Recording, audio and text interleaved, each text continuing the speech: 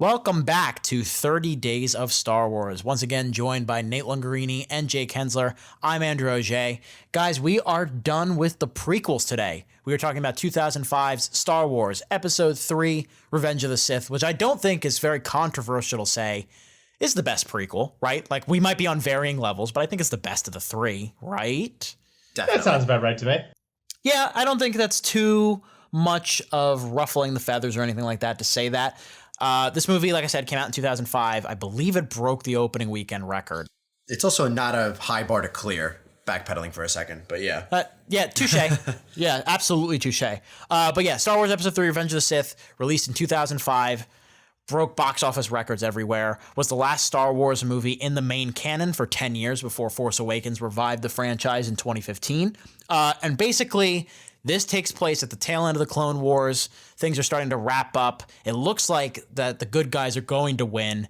And then Emperor Palpatine / I guess Chancellor Palpatine for most of the movie twists the mind of Anakin Skywalker and gets him to come to the dark side. And of course, complete his evolution into Darth Vader. This was the movie out of all the prequels that a lot of people were waiting on, I think, because you know, the prequels leading up to the inevitable moment where he finally puts on the Darth Vader mask, and this was that moment. That was in this film, and I remember 11-year-old me could not wait. This is one of the most excited I've ever been for a movie, just because it was the first PG-13 Star Wars movie, so that kind of blew my mind as well. But also, just the sheer anticipation and the trailers and everything made this thing look amazing. Do you guys remember your anticipation level for this? I don't know if I had one. I don't think I saw this in theaters, if I'm being honest. I know I did. My family and my cousins and their family, whatever, I don't know, probably 8 or so of us all went together. And we were all very, very excited. I walked out of the theater like beaming. It was probably one of my favorite movies at that point. Aside, one, there's less politics going on from the other two. Way less, yeah. Way they just less. shoot now. Yeah, now it's just action. It was a lot of action, and I was all about that at, I don't know, how old were we? 8, 9? No, 10? Older. 10. I was 10. 10? Okay. So No, 9. Actually, 9 is right. I can't even do my own math. I don't even know how I said old 8, I am 9, anymore. or 10, and Andrew goes, no way, older. Yeah, and so, I was wrong. But yeah, I was beaming when I came out of this movie, but I was also really, really tight because I loved Mace Windu and his purple lightsaber. So to see him basically show that he's strong enough to overthrow the Emperor and get, you know, foiled by a little snake like Anakin, I was so pissed. But yeah, I found out you could be mad at movies at that point. So Nate, you didn't see this? Interesting. I don't think I saw this in theaters, but I probably saw it pretty soon after on DVD, because I think it was after this movie that I realized that the prequels were a thing and watched them. And my cousin was super into Star Wars, so I remember actually playing the video game with him a lot more than I do watching this movie. Oh, I played that game too.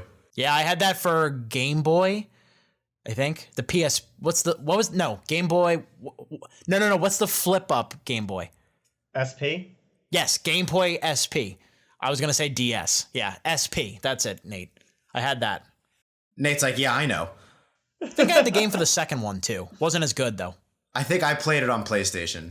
But it makes sense. We were young boys. We liked video games back then. Maybe, yeah. And we weren't really as interested in the crux of the story, which I think this time around is much more well done. I actually legitimately think this is a pretty decent, if not great movie. It's a pretty good movie. I wouldn't throw it great, but yeah, it always held up for me. Every time I watch it, I enjoy it. This is such a bipolar movie for me.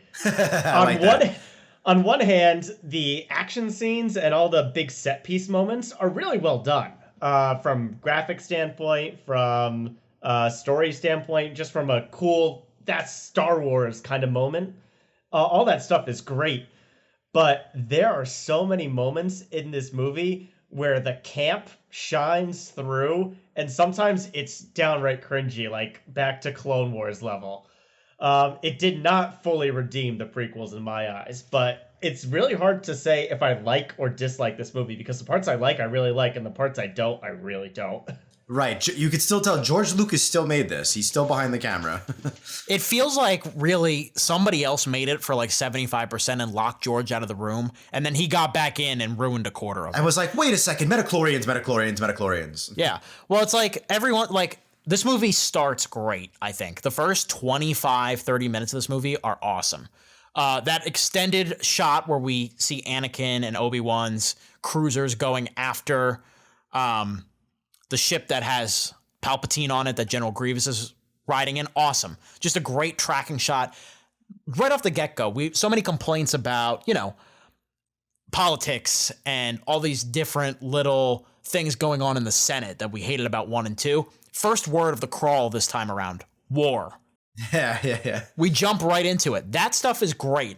But then every once in a while, that Lucas dialogue comes back, especially in the scenes with Anakin and Padme.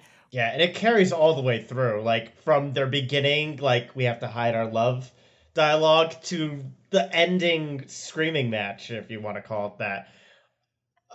It's just like, yeah, it's all cringy. And I feel bad, but like he's just not really a good actor either. Like the lines aren't good, but I also feel like a better actor could have sold some of them. Like, he could have been more sinister-y when he was telling her about how he could save her and take over the galaxy. But for me, I'm like, I don't even know if you believe what you're saying. I know you're supposed to, but like, there's nothing in your eye, there's nothing in your voice until Obi-Wan shows up, and then he's just one note mad. Like, there's not a whole lot going on. I will slightly disagree. This is a in defense of Hayden Christensen point. So everybody put the guns away, put the lightsabers away. Hear me out for a second. He's much better in this one, I think. He gets a lot better from 2 to 3. Agreed, his dialogue delivery is really not good.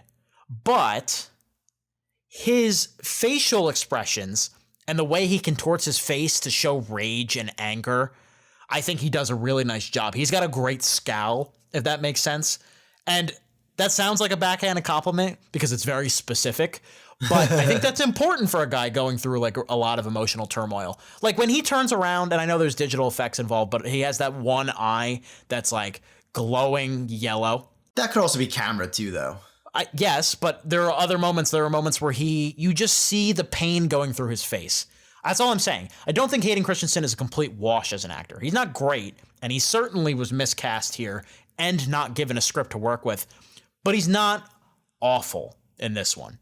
He's merely mediocre. I guess I'm with you. I don't think he's awful, but he's just... I think this movie could have been a little bit better had we gotten a better Anakin Darth Vader. You know, this is the turn. Yeah, the switch is so 0 to 60 here, where he goes from I am a Jedi, and like you have brief snippet of, oh wait, I'm very Sithy in this one particular moment, but then I go back to being a Jedi, and I think like his fall to darkness scene is supposed to be that like force connection scene with Padme through the windows with the really dramatic music. That's what I was talking about with facial acting, by the way. That specific scene. Cool, but it goes on forever. I can't take this movie's serious moments seriously for a lot of this movie, and it's that scene and the killing youngling scene where he's just screaming, or she's just screaming back at him. It's a lot. It's a lot.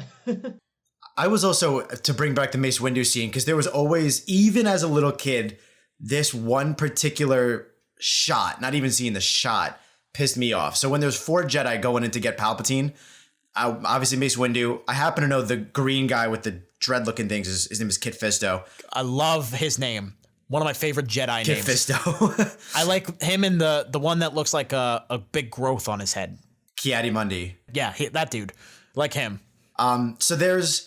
So 4 of them walk in to try and get Palpatine. The first guy he kills was facing the wrong way. Did you ever notice that? Yeah.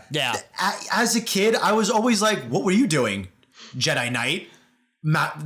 Force wielder? Where are you looking? The other 3 guys go down so fast. Yeah, it's like don't it's even like get saber like a death. Yeah. And Yeah, I was so pissed. That always pissed me off. Like the iconic Emperor spin dive or whatever you want to call it, the corkscrew move. Yeah. The barrel roll.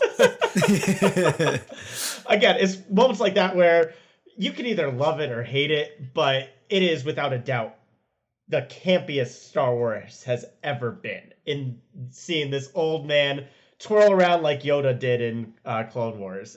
It's just like, it looks way too fake for what it is. Yeah, and then you have moments like that balanced with Anakin literally cutting off Count Dooku's head and all the Jedi getting murdered. So you're right, the camp mixed with the most serious things that I think Star Wars may have ever done is quite jarring at points. It's a pretty heavy PG-13. Like, there's decapitations, there's like multiple deaths, explosions, children deaths, like, you know, Anakin gets his limbs chopped off and then burned alive. Like, it's a pretty hard PG-13, I remember. The way General Grievous dies is pretty horrifying too. Yeah, explodes. Yeah, opens his chest so that his organs are sticking out, and then just shoots him in his organs so they explode. So uncivilized. Yeah, it's a pretty hard PG-13, but I guess that was whatever I was, 10 years old. Like, whoa! Yeah, did you see that? Yeah, those scenes and the hospital scene from Spider-Man 2 were very formative in my PG-13 viewing. One thing on General Grievous, first off, as a big like robot, bionicle, Lego fan, his design is so freaking cool with the forearms, the lights, like stealing Jedi lightsabers, all that stuff. Awesome stuff. But how many times has George Lucas had the character who you think is old and feeble end up being a crazy swordman? You had Dooku, you had Yoda, you had Palpatine, you had Grievous, all hunched over and coughing for 90% of the movie. But the fight scene comes out. Here you go. You gotta have him be like crazy fighter. It's a played out trope at this point, and it happens 3 times in this movie alone. Well, Nate, the older they get, the stronger with the Force they get. Not Grievous. Yeah, Grievous is kind of like a hack. He's kind of, he's a copycat kind of. He cheats too. Yeah, he doesn't know how to use that lightsaber. He just has like spinning hands. You know what this movie taught me more than anything? A woman can turn you to the dark side. Yes. Yeah, that's what you got from it. That's probably what the people who are super annoying about Star Wars online are. That was the message they got. I was in the bathroom earlier, and I was like, I like, that was a stupid, funny internet troll comment, and I'm going to say it in the podcast later. The things you figure out in the bathroom. But yeah, that's actually kind of what Nate was saying, though. I think his transition to the dark side isn't overall abrupt. It's just that scene is. Like, he's mad that he's not a master. He feels the rage in him. He already cut off Dooku's head when he didn't have to. Blah, blah, blah. But in that moment, he was like, no, it's not the Jedi way. What have I done? 5 seconds later, I'll do anything you ask. Really? Okay.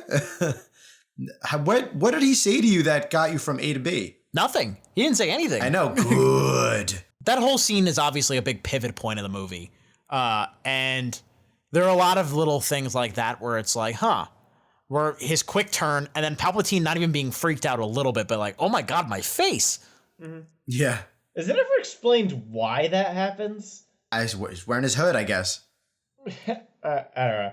Just like, I feel like they needed a Clark Kent type superhero disguise for Palpatine. And they're like, well, but like they needed to make Palpatine old and wrinkly like the Emperor was, because obviously that design came long before he thought of the prequels. So just like, oh, instant wrinkles. We fixed it. It's better than glasses. You know, I think the funniest thing about all of that is he goes in front of the entire Senate looking like that. And like his explanation is not good enough. He's not at all. Like, oh, why? First of all, why are you wearing like Satan red robes now? Like, what changed?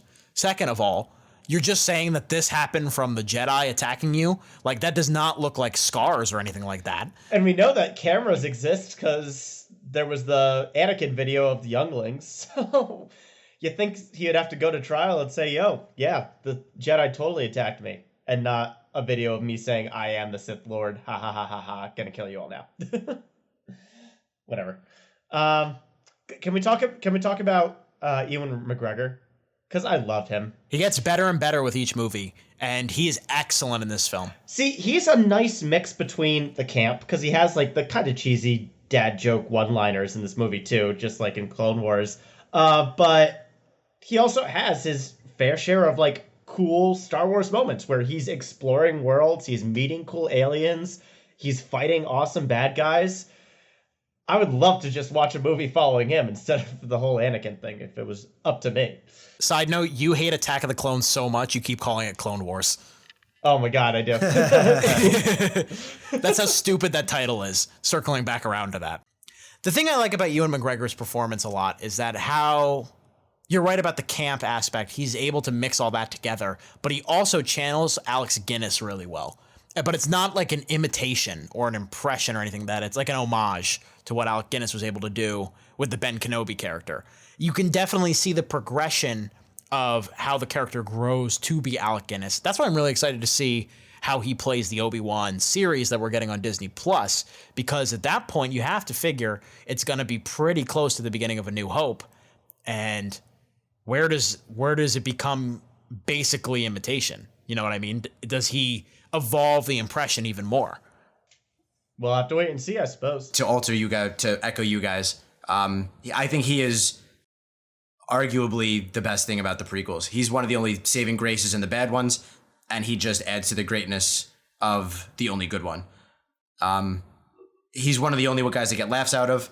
He adds the action really well. He's just overall well. I think he's also pretty well written. He balances the negativeness of Anakin while trying to father him and, guide him and doing his own thing. And he's just, I've always been a big fan of Obi-Wan. I feel like he's a huge part of the Star Wars universe and one of the only good things about the prequels overall. And I like how this time the movie makes it a point that a big part of Anakin's turn to the dark side is the fact that Obi-Wan is absent. Like in episode 2, we complained a lot about the characters being separate and them not being able to build camaraderie. This time it's very deliberate because you see the camaraderie in the first 35, 40 minutes between the two of them, so that the big final battle of Mustafar later has impact, but they spend most of the middle of the movie separated from each other. So they're completely different people when they come back together on Mustafar. That is good storytelling. That is a good way to separate your characters. Whereas opposed to the last movie where it was just like, what are we doing here? Like, honestly. And I do really enjoy that fight sequence. Like, even though the lightsaber duel itself, if you really analyze it like we were some of the other lightsaber moves, way over choreographed. There's a lot of over choreographed. But the first like 2 or 3 times I watched this movie, young and even going later in life, I still get really into it because the music is amazing. The set pieces keep you engaged and wondering where they're going to go next. I think the only flat out silly part is when they go full Pirates of the Caribbean on the ropes or whatever it is. But other than that, like, that's an awesome fight scene. Like, that's something I go on YouTube every now and then and just give it a rewatch if I feel like it. And I think the end, how it ends really makes a lot of sense too, because they are pretty equally matched. You can tell one trained the other, so they're gonna emulate each other a little bit. But Obi-Wan beats him through his calm patience and his smarts. Anakin is overconfident, tries to get him on the high ground, and Obi-Wan's more calm and takes him out. I think that makes a lot of sense for Anakin's defeat. Aside from the very literal part of that, I have the high ground and the moral high ground. Dun, dun, dun! Well, the thing about, and I can't take credit for this, Chris Stuckman said this in his review. The thing about them having the high ground, does Obi-Wan not remember the Phantom Menace when he didn't have the high ground and still killed Darth Maul? Yeah, that's been memed to death. Yeah, that's not me, but still, like, come on. Mm-hmm. The line doesn't make a lot of sense when you have the whole context, George. Watch your other movies again. Guess it's kind of true. Ruining Star Wars for me. Yeah, but the idea of the high ground, first of all, I think it is a great scene and a great way to end the battle. I agree with that. And the idea that Obi-Wan has so much more experience and he fights more with his head, whereas Anakin is so blinded and just so rage-filled that he can't even consider that an option. He's so reckless at this point. He's still developing. And unfortunately, his development leads to his doom. And I think the movie does do a good job, even though it rushes through it. It sells why Anakin is so angry, because Hayden Christensen has never played the role any other way. Like, we've never seen him be like a happy dude. So it's like, okay, this Omen child, of course, he's coming back to become this awful Sith Lord. So it, like, the evolution event like does make sense. And that's what this movie really needed to get right for me. And it does.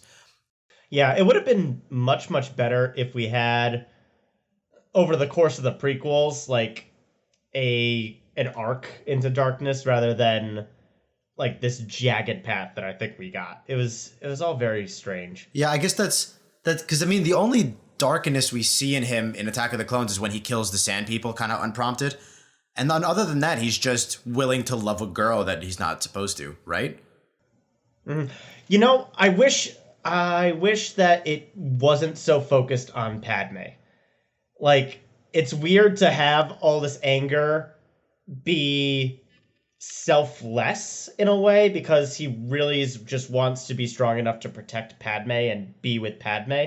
I felt like if it was more self-driven, like, I want to be strong for me so I can be what I want, or I can get the recognition I want. Like, we get hints of that with the whole Jedi Council chair bit, but I felt like if the movie had more of that, that would have sold it a little bit better. But the fact that it's like whiny, I want to keep my girl. I'm with you that the Padme stuff doesn't really work. But then if you make it that he wants to be powerful, I feel like that's just kind of, I feel like that's a little shallow. Isn't just a lot of villains want to be uber powerful? Like, I would need more than that too, you know? Well, Nate, correct me if I'm wrong. You're not saying completely remove the Padme stuff. Oh, no. Okay. You're just saying balancing it better. And I agree.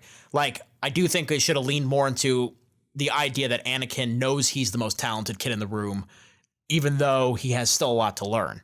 Like, that idea, make him more of an anti-hero than he is. They're so concerned about making him, like, deeply sympathetic. We can still sympathize with someone, even if they are not the best person in the world. And then you don't need to have the killing younglings scene just for the sake of, oh, we need to make him as bad as possible, as quickly as possible. Yeah, that's a heavy escalation. And does that even track with what Darth Vader was? Like, Darth Vader was a monster, but was he that bad? Like, I mean, he was a lord of evil, but like and we'll talk about this when we get into A New Hope on a separate podcast, but the Darth Vader of those movies isn't as demented as you might think. It doesn't match as well with the younglings.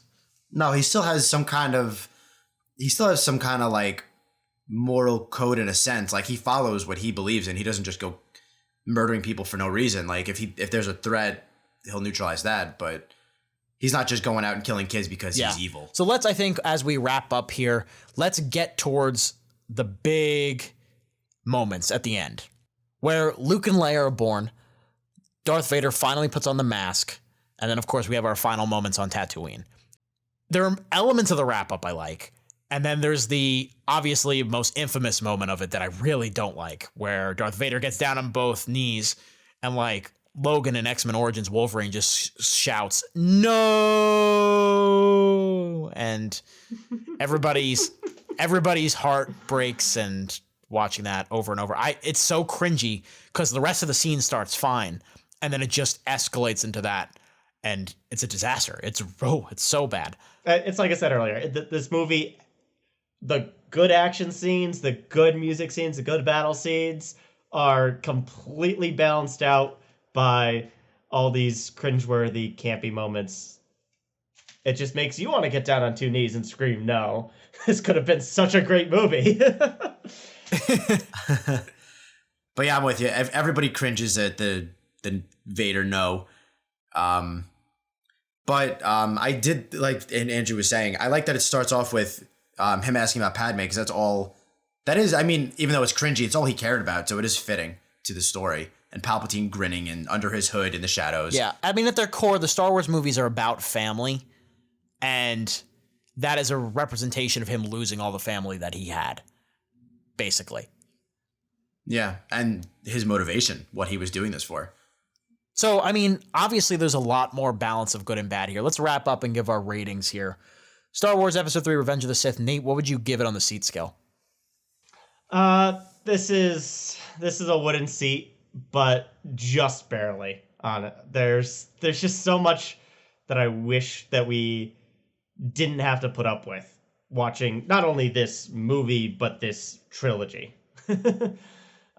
Right down the middle, this is definitely the hardest to rate because it's so on the cusp of being a damp launcher. But I will stay positive on it. There are definitely a slight lean towards the stuff I do enjoy. Yeah, wooden seat, but a higher, better made wooden seat than Nate's.